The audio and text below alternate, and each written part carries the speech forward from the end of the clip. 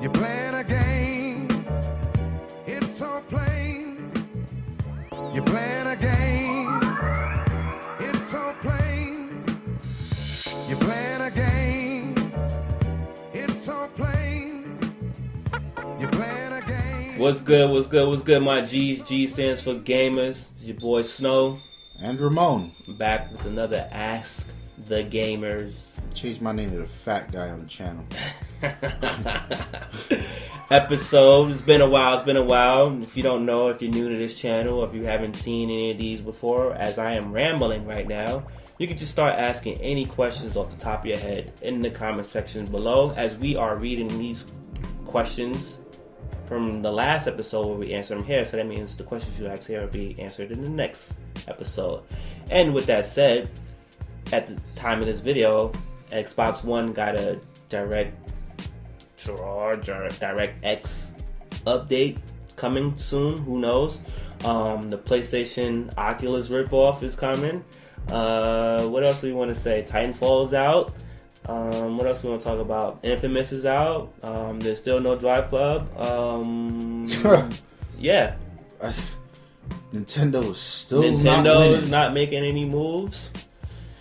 And PC is kicking ass. Hawking. So yeah, let's get into the first question. Eric Body. Eric Body. What's good, homie? Been rocking out a couple times in a few games. He's a good homie, man. He said he would rid Killzone. Hopefully you jumped on that multiplayer kind of trial thing. You should check that out instead of renting it.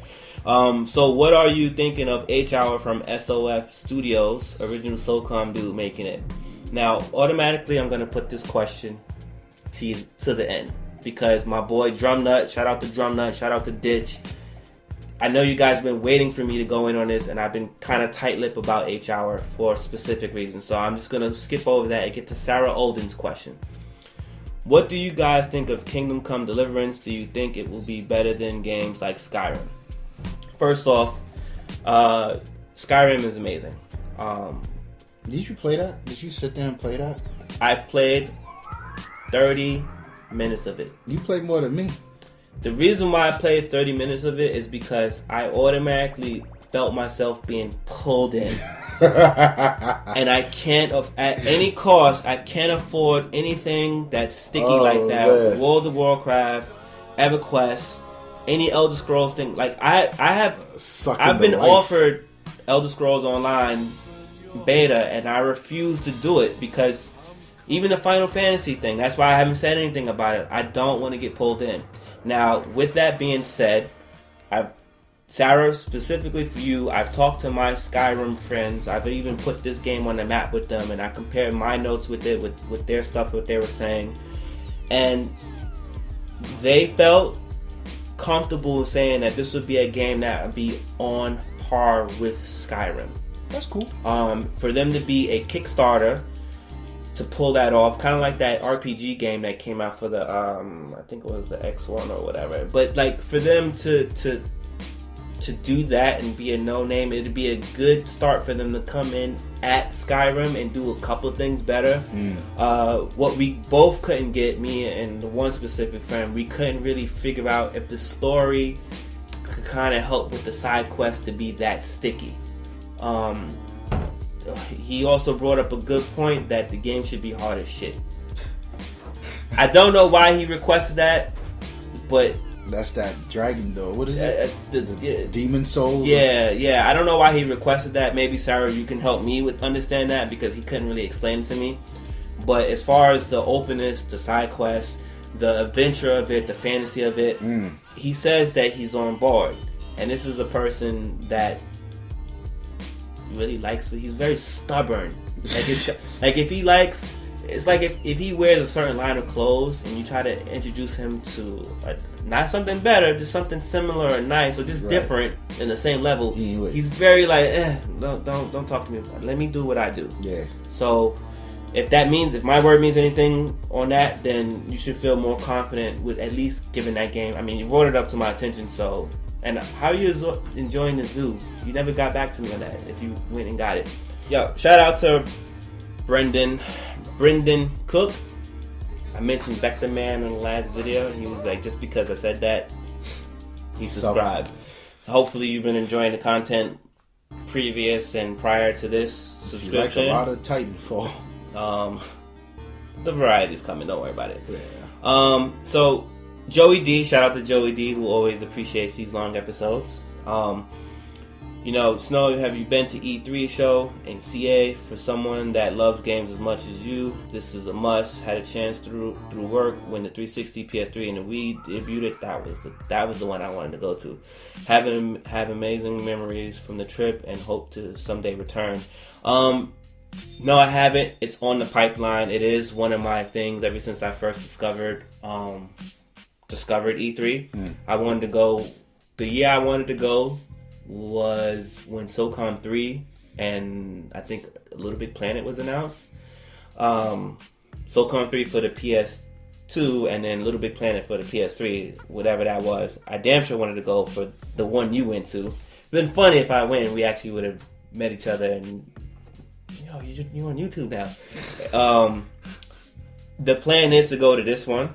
I've been to PAX East 2013, which was a good year for us as ignorant gamers ago, but not really a good year for gaming in general, unless you were super into like the technical part. So yeah, not the PC stuff. Yeah. And he also gave a recommendation for you, which was would be the Concorso Italiano, if I'm saying that right, a sea of the most amazing cars in the world in Monterey Bay, California. This is on the same weekend. Sounds dope. He said he would take a trip over to Laguna Seca to feel the power of all the cars, car classes we drive in Forza in one weekend, which might be dope. That's dope. You will be criticizing the lines of each of the drivers, wishing you were on the track that you know from the game. Loud, awesome. So that's dope. That's dope. So, C-Doc 360. It's 360, mean you're a fan of Xboxer. With all the talk about 1080p, 60 frames per second on the Xbox One, could you tell the public about ESRAM and tiled resources? This will be a game changer. So, would you like to start with the ESRAM? I think... I still don't know the really technical details behind ESRAM. But from what I gather, it allows it to be used in a very modern way versus traditional raw hard power RAM. And I think the developers still don't understand what or how they're supposed to use it. And I think the DirectX thing is one of those things where it was another piece to a puzzle that Microsoft didn't fully explain. Like, we've got A, B, and C, and together they come together and make a really nice... No, they said, here we got ESRAM. And everyone's like, wait, why? And then, now TitanFALL's out, and people see a little something with the cloud, and the people, they keep saying cloud, what is it about? Okay, well, this is what cloud is. So, these different components, I think, come together may be a game changer in terms of how developers work and how hardware can skimp on raw power for strategic power. Right. That may be a game changer, but in terms of just ESRAM, I don't know enough about it. Never really cared to look into it. Right. And the tile resources thing is probably going to be locked down to DirectX 12. And in tandem, potentially it can level the playing field on the graphics point. Because this is what everyone's complaining about, and because you asked that question, I know you don't really care about the graphics, so I'm going to say the ESRAM mixed in with the tile resources and the DirectX 12, which is going to be out next year, which probably snuck its way in an Xbox One update already, is going to help level the playing field on a gameplay standpoint and probably help enforce 1080p and lock games above 30 frames per second. So a game might do the Killzone effect, which was 60 to 45, which to me is perfect because the cap is 60. To lock a game, to lock a console game at 60 is highly unlikely. That's tough. Right now, maybe 5 to 8 years when people get more accustomed with working with the system. I think it's still tough. Hardware though. It's still tough, but it can be done. I think it'd be less and less of an issue with the whole debate of, why the Xbox One Tomb Raider is 30 frames per second and the PlayStation can go 45 to 60. Like, I think that gap will be closed because already, what's the multi-platform game the dude said? Look, it's 60 on both platforms. What is it? They just said it. Was it the Wolfenstein game? Yes, it was Wolfenstein. Right. So, already... And that only came out because people were fishing. Right. Well, what do you run on the PlayStation? Right. What do you run on the Xbox? Right. So, 60. you're absolutely right, CDA. Like, it is going to be a game changer for the console industry. How efficient they get to use it in tandem with the other stuff that's in play, we won't know. But it's just, like he said, a part of the puzzle. And it's very hard for the consumers of the console market to get it on a technical level. They just have to see the games, and then you're like, hey, that game is running this technology, right? You know what? His question is very good, actually. Yeah. As a game changer for Microsoft, it will be. Right. Because the general consensus right now is Microsoft is losing. Right. Like, their product is just grossly underwhelmed. Right. And the game changer would be, this thing pulls... No, it's fine. It's neck and neck. So you're right, it will be a game changer. Because usually when I hear game changer, I feel like the thing is worlds ahead of whatever's on the market. But in that light, it might be a game changer. And you're absolutely right about consumers not getting the technical level. Yeah. Because with the whole Killzone not being 1080p, it wasn't. But the developers came out and said, no, we did A, B, and C, and that equals 1080p, so it's 1080p. And everyone's like... Which is not illegal. Yeah. Now you're like, wait, what? It's not 1080p in the sense of how everyone thought it was 1080p. Not organic. And how they were attacking Xbox. But it's 1080p a different way. So now it's like, you know what? Just give up the whole resolution shit. It's just fucking stupid. Like, really though, stop with the resolution shit. Really? Good question. Jeremy Olden, what's good, homie? Do you think in the next 2 to 3 years developers will start making games using the Unreal 4 or the Cryo Engine 3? Or will they create a new engine or just start on the Snowdrop engine? Alright, so first off, it's hard to make new engines. The engines are kind of crazy. So here's what happens. As far as a open source engine, I don't know if you just heard, and I'm going to give you credit to this, but the Cry engine just went public. People can get it on it, I think it's $10 or $14. A couple of other engines have just been updated. That's going out there. Unreal 4 just went licensed. Unreal 4 just went out, so... Subscription. They are subscriptions, so that's good. The Snowdrop engine is a new engine, and I don't think it's one of these things where the Snowdrop engine is going to have to prove itself when the Division gets out there. And if that dev wants to make some money to eat some of that cost, then we can talk about it. But as of right now, I think there's going to be a lot of older engines is going to get out there further. And I'm looking at Source, because Titanfall just put their foot in Source.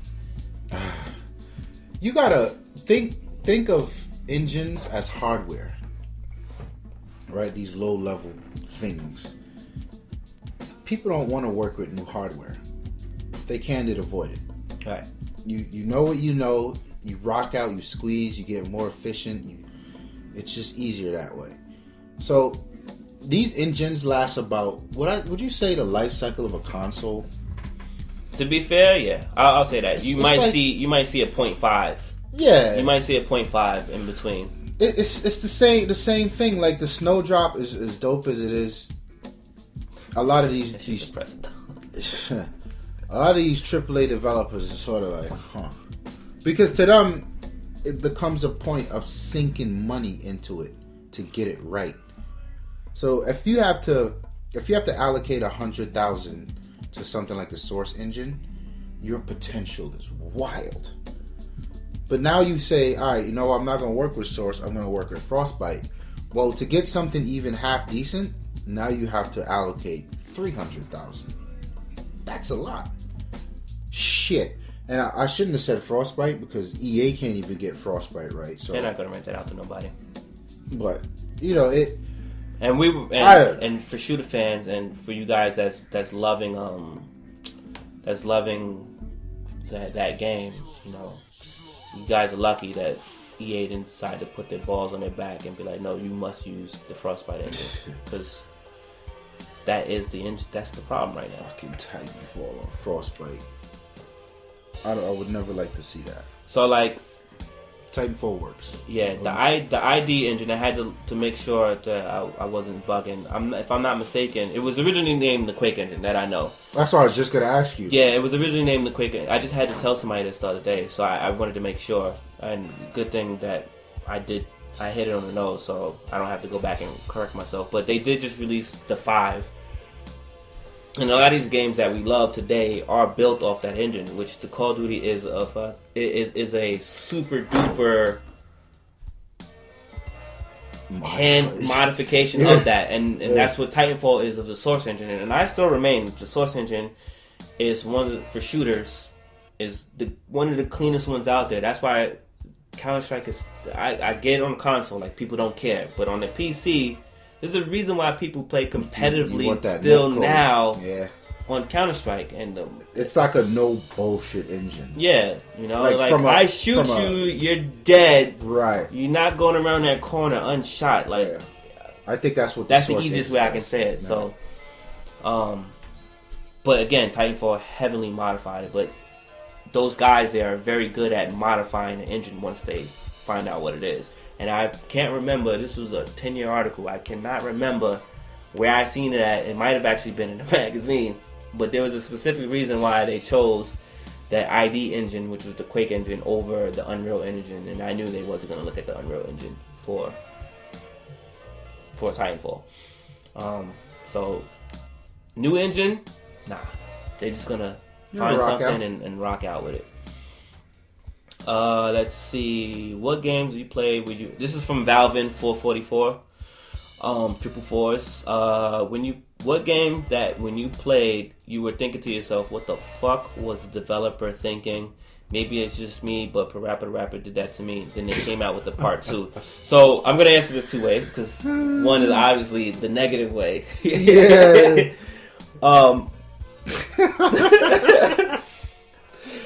Parappa the Rapper, I kind of like that game. It was fun. It was different at the time. So that's hilarious that he said that. I would say Project Picture Perfect Weapon. Perfect Weapon. That game had so much fucking hype. Son, that game was like a terrible rendition of like Outbound or not Outbound, Siberia. Like, that game sucked on so many levels.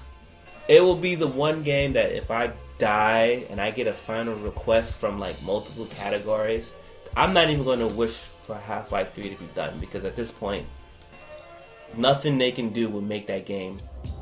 People will be happy with that game when it comes out. Like, that game is destined to extreme scrutiny.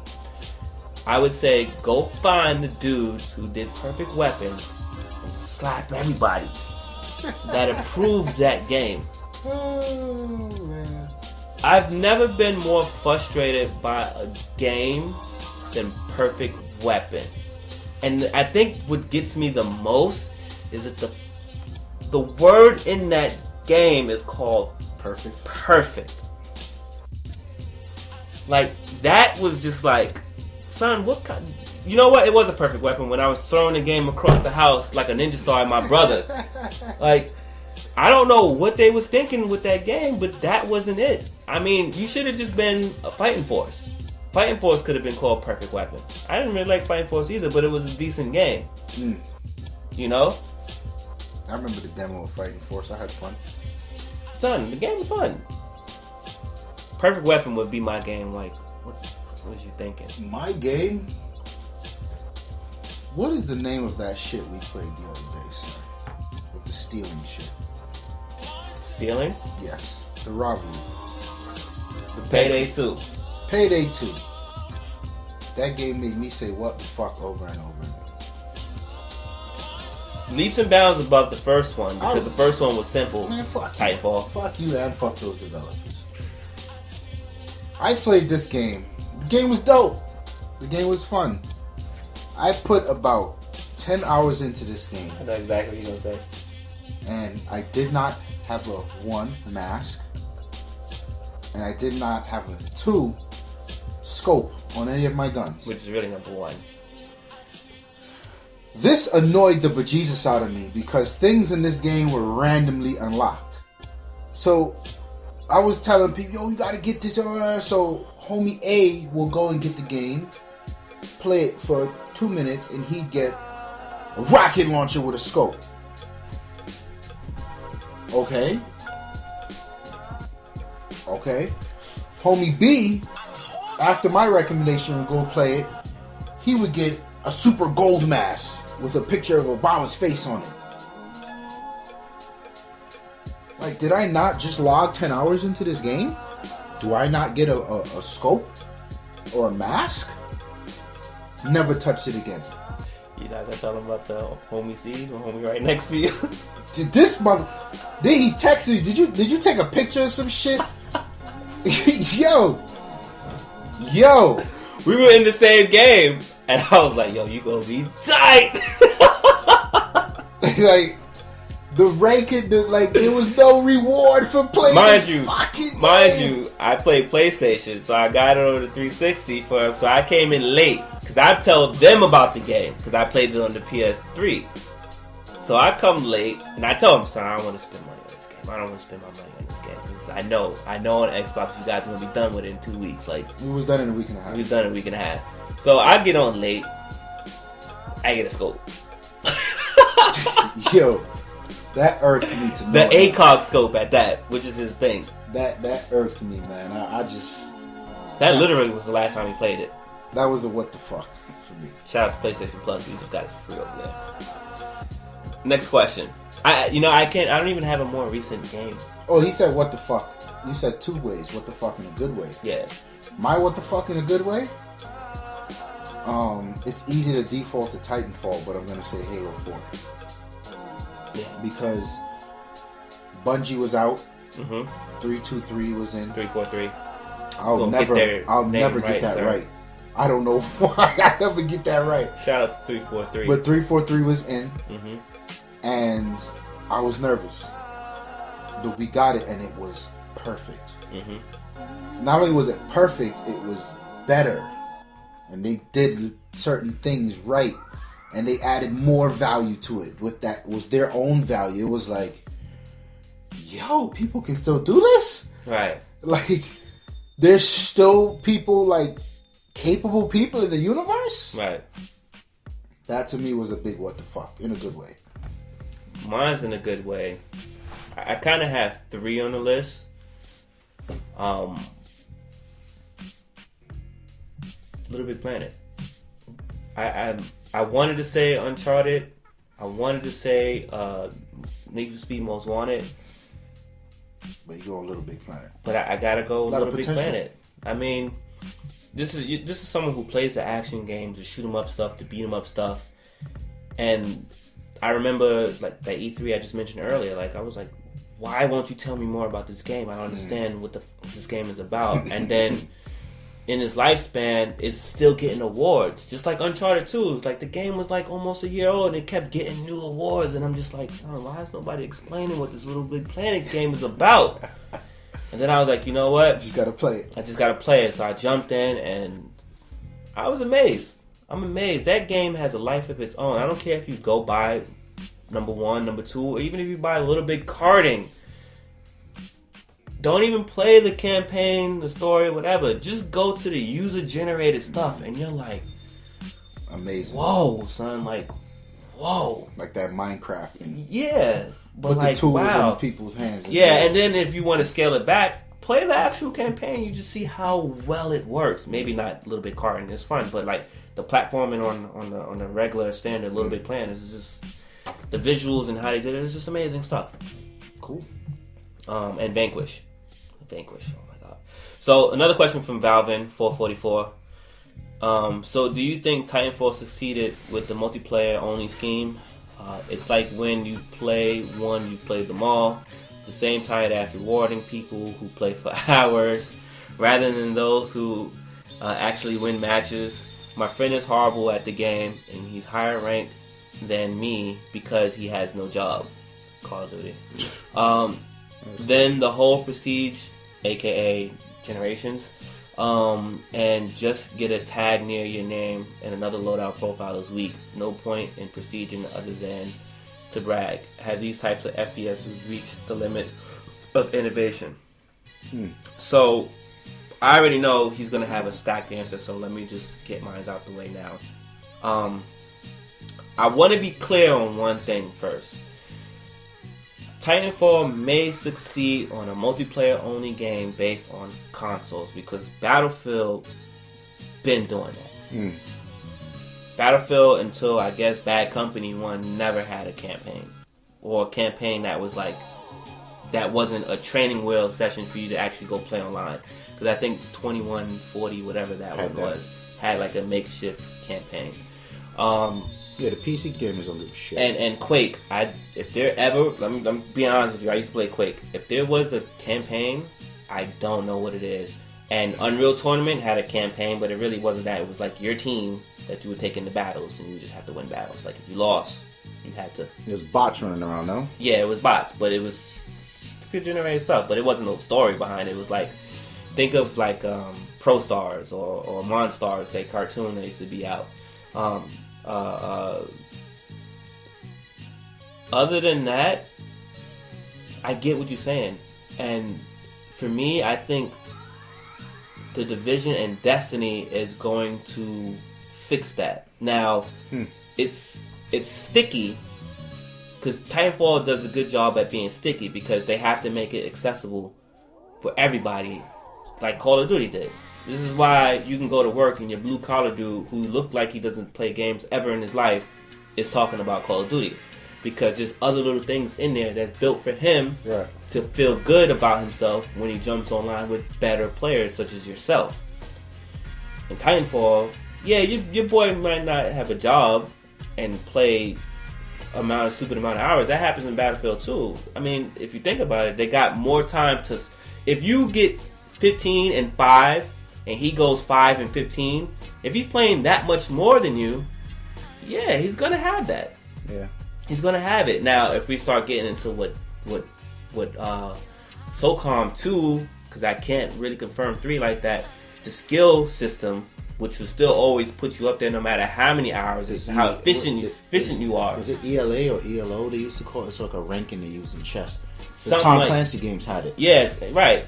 But the problem was that shunned away a lot of players, which is why you don't see games like that with those kind of systems in it no more. Yeah. Which is why you don't see real clan systems in games no more either. You know, so you got to get these little missions and little things like that Call of Duty's always done, which no surprises in Respawn.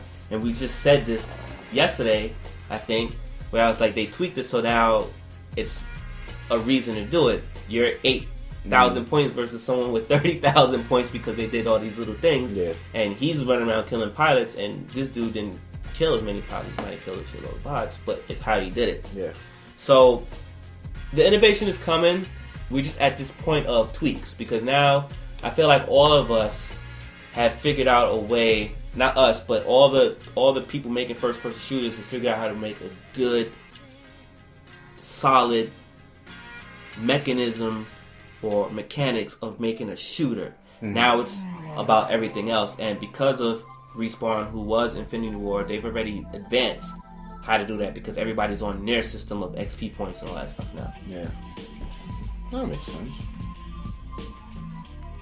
I know you have your own little 2 cents to it though. I don't. But did I hit it? Yeah, I had a. I don't know if you watched the IGN. Was it IGN or GameSpot? One of them had this video on cognitive flow the other day. No, I didn't see that. And I watched it because it was interesting. It's like my girl, she's into that field, that psychology field. Yeah, it is a psychology thing. Yeah. So it's a concept of when people feel, things that make people feel good, they produce better. Right. So the video was about cognitive flow in video games. And is that what makes games suck or not? The idea that the games can be challenging and rewarding enough that it makes the player not want to stop playing. Versus something like Dark Souls that's just fucking hard and most people are like, this game doesn't make me feel good. Right. Therefore, this game sucks. Right. Which is why we have the checkpoint systems in every 5 seconds in a video game. Like, it sucks. Right. For me, it sucks. So then you take something like Titanfall where there is cognitive flow.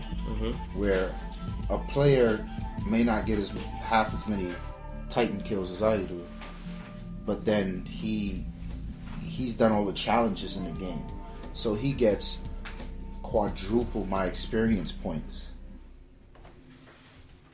That's as good to him as it is to me. Right. So he wins. Right. And that's what Titanfall is very efficient at doing. Right. Cognitive flow. Right. So it did succeed in multiplayer only. Yeah. And then the campaign, the multiplayer campaign, it's neither here nor there. It's sort of one of those things where you can't tell me how to execute that if you've never seen it done. Right. And it's a new concept. Right. And also that what they was able to escape with Titanfall is don't come in here with the KD mentality because you don't hear nobody talking about it. It's hard to even calculate it. Like, you see one dude.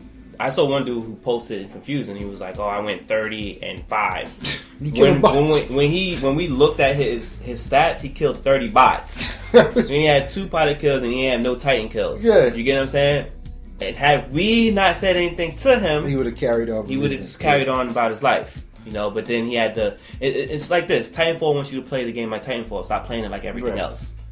And then, like, when you play Battlefield, don't play like Call of Duty. When you play Call of Duty, don't play like Battlefield. Don't play SOCOM like Ghost Recon. And, you know, and we can go back further and further. Don't play Time Splitters like PDZ. Don't play PDZ like GoldenEye. Like, and then you in my game, play my game. To the thing about once you've seen it, you've seen them all. I don't subscribe to that because I think we've gotten past that by now. There's a limited amount of weapons in Titanfall, and that's okay because there's the difference between you and your friend that doesn't have a job is very minimum now. There's only 10 weapons. Right. So you don't have to worry about that, yeah. That's it. You got them all. It comes down to the gameplay now. Yeah. It doesn't come down to the golden M16 you get when you reserve it at GameStop. Right. No. That's not a bad thing. Right.